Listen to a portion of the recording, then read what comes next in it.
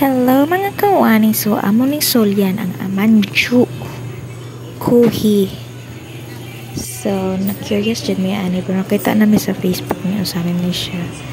So tag 89 pesos din siya nan po siya lain-lain nga flavor dapit din siya sa West guys.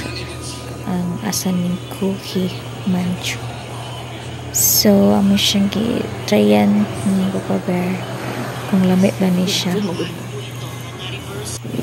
Pwede naman try yan ang dere. And then naluto na. Sayo din siya sa buntag guys. So, exercise mo kung sulayan ba na morning.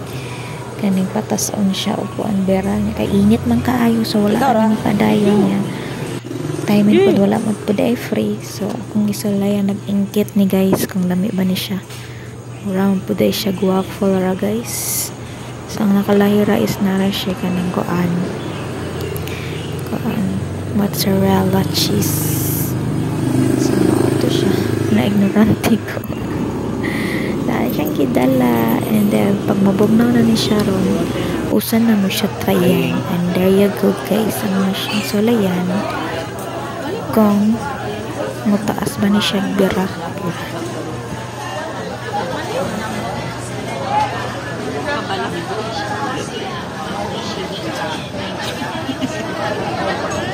Dapat mapotol na.